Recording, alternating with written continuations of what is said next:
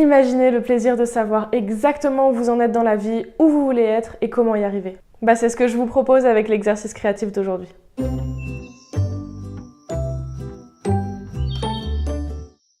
Bonjour les amis, c'est Kelly. J'ai toujours été une personne indécise dans la vie.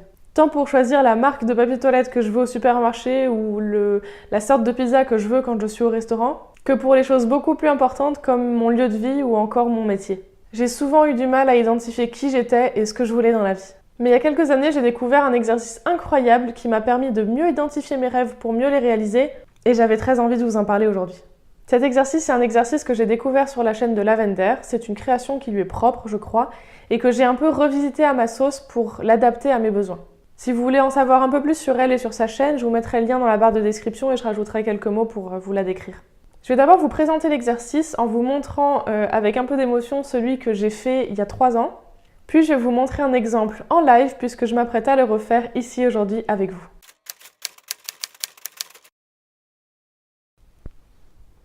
Alors l'exercice en gros c'est quoi? Écoutez, c'est très simple, c'est le fait de prendre une feuille, de la diviser en deux et d'écrire d'un côté son état actuel et de l'autre son état futur, donc l'état qu'on voudrait atteindre. Donc là c'est celui que j'ai fait il y a 3 ans, j'étais en Bulgarie. Ce petit papier plié n'importe comment, vous le voyez, il m'a suivi partout.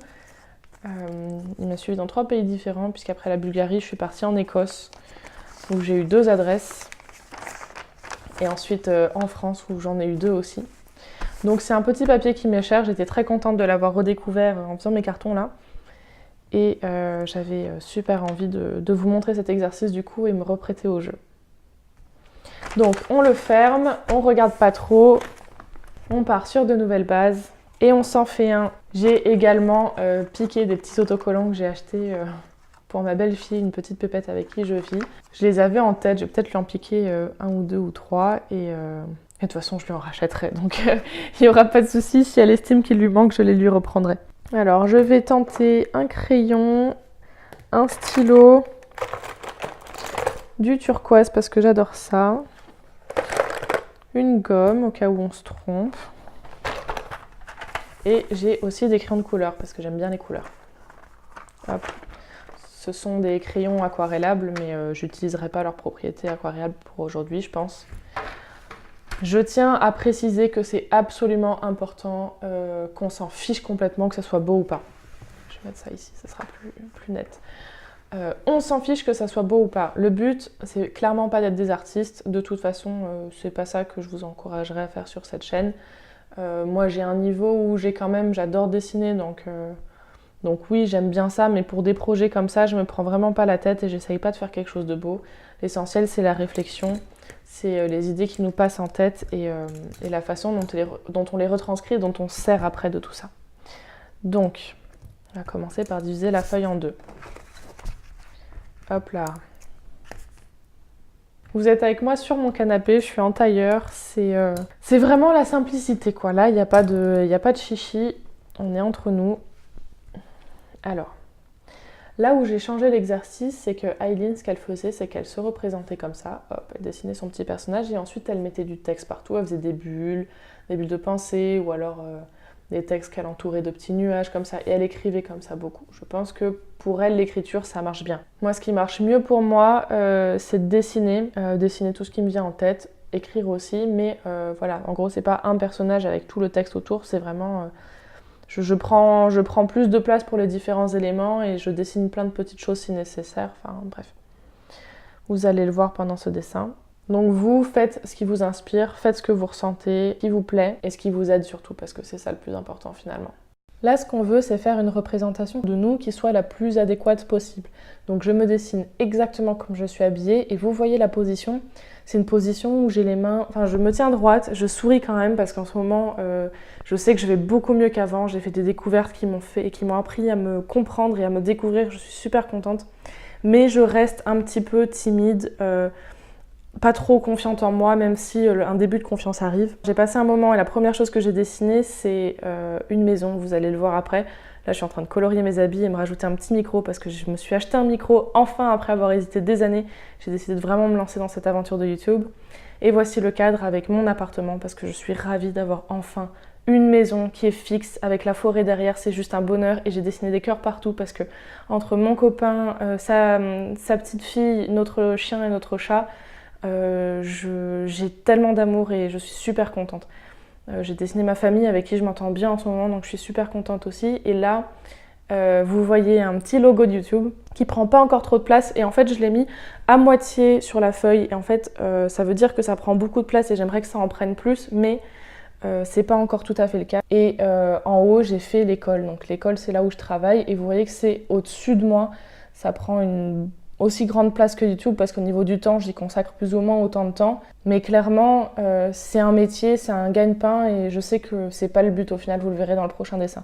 J'ai aussi fait en tout petit à gauche le cabinet de ma psy parce qu'elle m'aide énormément et je me découvre enfin grâce au travail qu'on fait ensemble. D'ailleurs ça, des petites choses que j'ai dessinées, ça fait partie de la découverte de moi aussi. C'est des choses qui veulent beaucoup dire.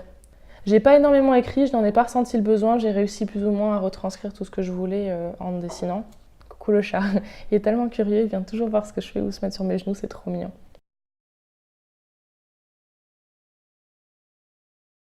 Une fois que la première partie est finalisée, on passe à la deuxième. Alors là, j'ai super exagéré la pose, l'outfit, etc. Une pose de Wonder Woman, hyper badass, hyper sexy, mais c'est pas grave, j'assume complètement, j'assume mon âge, mon corps, qui je suis, ma personnalité. Et par contre, je me suis dessinée avec un sourire et puis des yeux écarquillés parce que même si je veux gagner en confiance en moi, bien évidemment, je l'ai poussé à l'extrême dans ce dessin. Je veux quand même rester quelqu'un qui s'émerveille de tout et je veux garder ce que j'estime être des forces de mon caractère comme la douceur, la gentillesse, l'empathie, etc. Donc vraiment un mélange des deux. Je veux pas être quelqu'un qui écrase tous les autres, c'est très important pour moi. Ça y est, là c'est le moment des stickers, je vous avais dit que je les utiliserais et finalement j'en ai pas utilisé beaucoup, juste 3, mais c'est des stickers tropicaux en fait et je les ai choisis pour cette raison parce que mon rêve, et je l'assume complètement aujourd'hui, c'est de pouvoir passer quelques mois dans l'année, au moins un mois à l'étranger, dans un pays où il fait chaud, où il fait bon, tous les ans. Et manger des fruits tropicaux, vous me voyez en train de tous les dessiner, c'est tout bête, mais j'ai cette vision en fait. La vision d'une villa avec une piscine, des fruits tropicaux tous les matins et la chaleur. J'ai grandi en Asie, c'est quelque chose qui compte énormément pour moi, donc c'est super important et je l'assume enfin aujourd'hui. Je sais que je veux me dessiner une vie où c'est possible. Je remets la maison bien évidemment, sauf que j'y rajoute le mot propriétaire et je l'ai dessiné également avec des petits champs devant. Donc c'est pas forcément des champs mais au moins un potager. Je veux vivre quelque part avec un potager où je peux manger la nourriture qui vient de mon jardin ou de celui des gens avec qui je le partage. Quelques bocaux parce qu'une vie qui s'approche du zéro déchet c'est important pour moi. Je veux pouvoir accorder la place belle à la planète.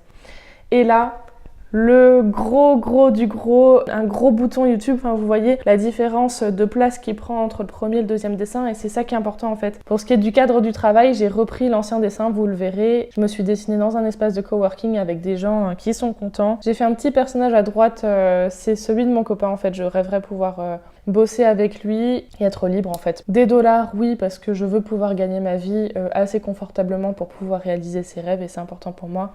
Une petite carte de la France, je sais, elle est très vilaine pour pouvoir aller voir mes amis n'importe quand. Et enfin, Paris, à côté de ça, un petit rappel à la planche d'avant. Et enfin, là, j'ai dessiné des carnets, des dessins, de la peinture, des tableaux. Et là, le caractère qui signifie la beauté en chinois.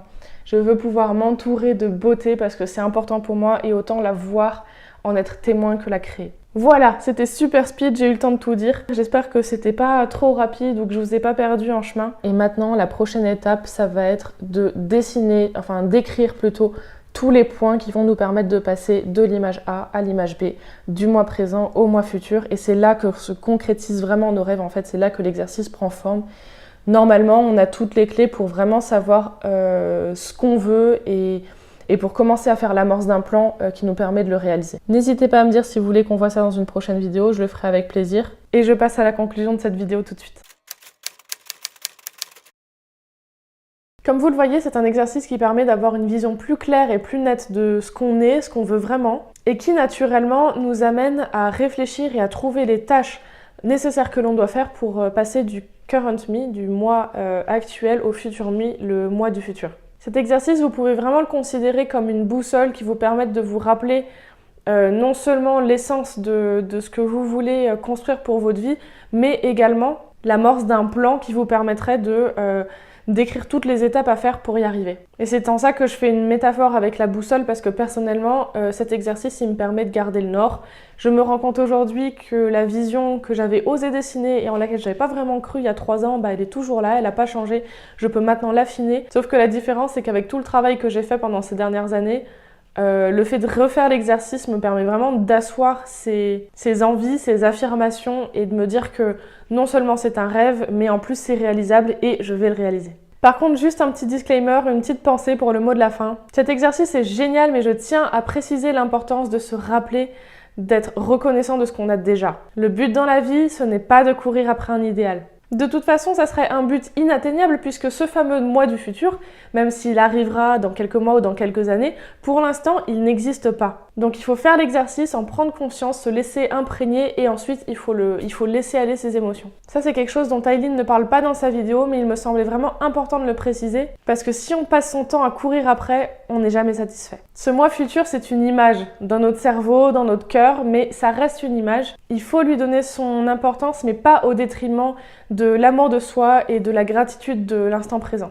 Vous êtes fantastique tel que vous êtes, ici et maintenant. Allez, je vous laisse pour aujourd'hui. J'espère de tout cœur que cet exercice vous aura permis d'en savoir un peu plus sur vous-même, qu'il vous servira autant qu'il me sert à moi. Si vous avez aimé cette vidéo, n'hésitez pas à me le dire dans les commentaires, comme ça je saurai que je peux en faire plus. Si jamais vous êtes abonné ou si vous vous abonnez, vous saurez que j'en fais une par jour pendant un mois. Donc j'aurai l'occasion et d'ailleurs j'ai l'idée d'en faire beaucoup plus comme celle-là. Je vous embrasse et je vous dis à demain. Ciao!